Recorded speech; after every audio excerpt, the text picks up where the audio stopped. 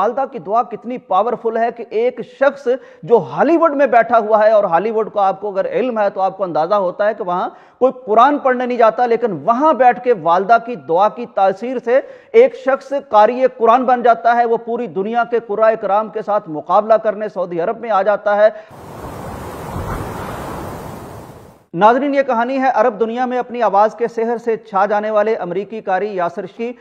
یہ قاری صاحب عرب دنیا میں اپنے کلام سے بڑے مشہور ہو رہے ہیں۔ عرب ان کے کلام پر، ان کی آواز پر، ان کی آواز کے سحر پر، ان کے قرآن کے انداز تلاوت پر وہ سر دھن رہے ہیں۔ ان کا تعلق امریکہ کی فلم انڈسٹری ہالی ووڈ سے ہے۔ وہاں تقریباً 14 فلموں اور 130 ٹی وی کے ڈراموں کے لیے انہوں نے کام کیا، ان کی اسکرین رائٹنگ کی، انہیں پروڈیوس کیا۔ اپنے فن کے مشہور و معروف آدمی ہے۔ عالم عرب کے، عالم اسلام کے مختلف ٹی وی چینلز کے متعدد پروگراموں میں یہ شرکت کر چکے ہیں۔ یہ کس طرح کا کمبینیشن ہے، یہ کس طرح کی کہانی ہے کہ ایک طرف دنیا کی چمک دمک ہالی ووڈ جو فلم انڈسٹری کا اور اس فن کا امام ہے، اور دوسری طرف سرزمین قرآن سے اس طرح کا تعلق، وہاں جا کے بطور قاری اس طرح کی آواز میں قرآن مجید کی تلاوت کرنا کہ دل جس سے لرزنے لگ جائیں، جسم جس سے کانپنے لگ جائیں۔ یہ فلسطینی نژاد امریکی شہری ہیں، عرب النسل ہیں۔ ان کی والدہ بڑی ایک راسخ العقیدہ مسلمان تھی۔ کہتے ہیں کہ میں اپنے بچپن میں بڑا شرارتی بچہ تھا، میں والدہ کے پیسے چراتا اور مٹھائی کھا جاتا، مٹھائی کا مجھے بڑا شوق تھا۔ ایک دن یہ ہوا کہ میری والدہ کو میری اس چوری کا، میری اس شرارت کا علم ہو گیا۔ میری والدہ نے جب میری چوری پکڑی تو فوراً وہ گھر سے نکل گئیں، اور جب واپس آئیں 1 گھنٹے کے بعد تو ان کے ہاتھ میں اس وقت کے اور آج کے بھی ایک مشہور قاری ہیں محمد البراق۔ یہ ایک بہت چھوٹے بچے تھے، بڑی خوبصورت ان کی آواز کی تلاوت تھی۔ تو کہتے ہیں کہ جب میری والدہ گھر میں واپس آئیں تو ان کے ہاتھ میں محمد البراق کی کیسٹ تھی جس میں ان کی تلاوت تھی۔ میری والدہ نے وہ کیسٹ مجھے دی اور ایک جملہ ارشاد فرمایا والدہ صاحبہ نے، انہوں نے کہا کہ مجھے امید ہے کہ ایک دن تم اس قاری کی طرح سے مشہور اور خوبصورت تلاوت قرآن کرنے والے قاری بن جاؤ گے۔ کہتے ہیں کہ اس کے بعد ایک زمانہ بیت گیا، کئی سال بیت گئے، ہالی ووڈ کی رنگین اور سنگین دنیا میں میرا وقت گزرتا رہا، میں اسکرین رائٹنگ کرتا رہا، میں اس کے کوریڈور میں پھرتا رہا، فلم ایکٹریس سے، فلم ایکٹر سے میرا رابطہ رہا، پروڈیوسر سے میرا رابطہ رہا، لیکن میرے ذہن میں والدہ کا وہ جملہ گونجتا رہا۔ پھر نہ جانے کیا ہوا، میری والدہ کی دعا میرے سامنے آئی، میں نے ہالی ووڈ کے کوریڈور میں قرآن مجید کو یاد کرنا شروع کر دیا، میں نے قرآن مجید حفظ کر لیا۔ پھر میرے علم میں یہ بات آئی کہ سعودی عرب میں دنیا کا سب سے بڑا مقابلہ قرآن ہو رہا ہے جس کا نام اطر الکلام ہوتا ہے۔ ناظرین، رمضان میں یہ سعودی عرب کیا پورے عالم عرب کے ٹی وی پروگراموں کا سب سے بڑا پروگرام، سب سے نمایاں، ممتاز اور منفرد پروگرام ہوتا ہے۔ وہاں 50,000 سے زیادہ پوری دنیا سے قراء کرام کو، قرآن پڑھنے والوں کو بلایا جاتا ہے۔ یہ مقابلہ بیسیکلی 2 کیٹیگریز میں ہوتا ہے، ایک تلاوت قرآن کا مقابلہ ہوتا ہے، ایک اذان خوبصورت انداز سے پڑھنے کا مقابلہ ہوتا ہے۔ تو میں نے تلاوت قرآن میں اپلائی کر دیا، 50,000 لوگوں میں سے آخر میں 50 لوگ ہر فیلڈ میں، یعنی تلاوت قرآن میں بھی اور اذان دینے والے معاملے میں بھی یہ 50 افراد منتخب کیے جاتے ہیں۔ ناظرین، تلاوت قرآن کی کیٹیگری میں 30 لاکھ ریال جو تقریباً ہمارے 22 کروڑ سے زیادہ روپے بنتے ہیں، اور اسی طرح اذان کی کیٹیگری میں 20 لاکھ ریال دیے جاتے ہیں۔ تو اب یہ امریکی شہری ہیں، امریکی قاری ہیں، ہالی ووڈ سے ان کا تعلق ہے، لیکن تلاوت قرآن کے مقابلے میں یہ موجود ہیں، اور خاص طور پر ان کی تلاوت کا جو لہجہ ہے، جو انداز لحن ہے، جو لحن داؤدی انہیں اللہ تعالیٰ نے دے رکھا ہے، اس کو سن کے عرب بڑے مبہوت بھی ہو رہے ہیں، مسحور بھی ہو رہے ہیں۔ ناظرین اکرام، میں سوچ رہا ہوں کہ والدہ کی دعا کتنی پاورفل ہے کہ ایک شخص جو ہالی ووڈ میں بیٹھا ہوا ہے، اور ہالی ووڈ کا آپ کو اگر علم ہے تو آپ کو اندازہ ہوتا ہے کہ وہاں کوئی قرآن پڑھنے نہیں جاتا، لیکن وہاں بیٹھ کے والدہ کی دعا کی تاثیر سے ایک شخص قاری قرآن بن جاتا ہے، وہ پوری دنیا کے قراء کرام کے ساتھ مقابلہ کرنے سعودی عرب میں آ جاتا ہے۔ ذرا اس کی آواز سنیے، کتنی دلکش اور پیاری آواز میں تلاوت کرتے ہیں۔ وعد الله المؤمنين والمؤمنات جنات تجري من تحتها الأنهار جنات تجري من تحتها الأنهار خالدين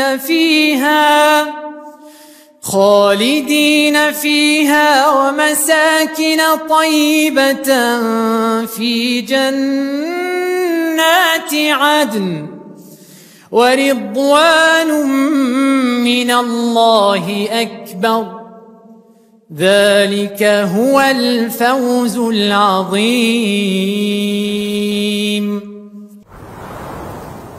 नाज़रीन इकराम, हॉलीवुड के इस इनकलाबी शख्स की कहानी से हमें अंदाजा होता है कि वालदा साहिबा की दुआओं में अल्लाह तबारक व तआला ने कितनी पावर दे रखी है। आइमा हरमैन में से जो सबसे ज्यादा मशहूर और मारूफ शख्सियत हैं डॉक्टर अब्दुर्रहमान अस-सुदैस, वो न सिर्फ इमाम काबा हैं बल्कि उमूर हरमैन कमेटी के मदीना और मक्का दोनों मुकद्दस मस्जिदों के उमूर के वो निगरान भी हैं।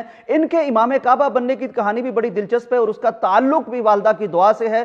कहते हैं कि इनकी वालदा ने एक दफा घर में मेहमान आने थे, तरह तरह के खाने बनाए, किस्म किस्म की डिशेस तैयार की और मेहमानों का इंतजार शुरू कर दिया। ये इमाम काबा डॉक्टर अब्दुर्रहमान अस-सुदैस छोटे बच्चे थे, इनको मालूम नहीं था। इन्होंने खेलते खेलते एक शरारत सूझी, रेत पकड़ी और खानों में डाल दी। सब्र तहम्मुल वाली वालदा ने इस सख्त मौके पर भी अपने बच्चे से कहा कि अल्लाह ताला तुम्हें इमाम काबा बनाए। वो कहते हैं इमाम काबा कि मैं अपनी वालदा की दुआ से इमाम काबा बन गया हूं। वालदा गिरामी की दुआ की तासीर देखनी हो तो एक हदीस रसूल की तरफ हमें रुजू करना चाहिए। सैयदा आयशा बयान फरमाती हैं कि एक दिन नबी मुकर्रम सल्लल्लाहु अलैहि वसल्लम महवे इस्तराहत थे, आप आराम फरमा रहे थे, आपने ख्वाब देखा और उठ के बताया कि मैंने जन्नत देखी और जन्नत में मैंने एक बहुत खुशलहान और दिलकश आवाज वाले कारी कुरान को तलावत करते सुना।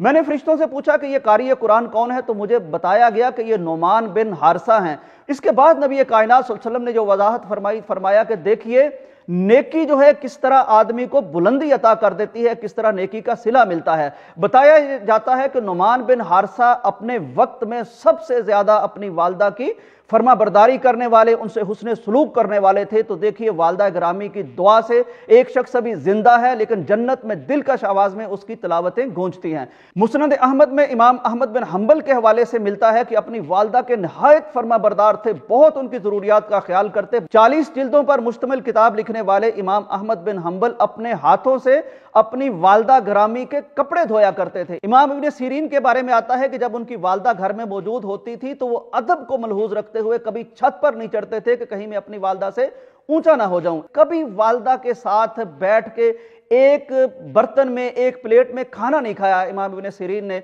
किसी ने पूछा कि वालदा के साथ बैठ के खाने में तुम्हें क्या कबाहत नजर आती है? कहने लगे कि असल में कबाहत कोई नहीं है, लेकिन मेरे जहन में ख्याल आता है कि मैं और वालदा एक ही प्लेट में खाना खा रहे हों और मेरी वालदा की नजर इंतखाब किसी एक लुकमे पर, किसी एक बोटी पर, किसी एक चीज पर पड़ जाए और ऐसा ना हो कि मैं भी वही उठा लूं और वालदा का गुस्ताख ठहर जाऊं।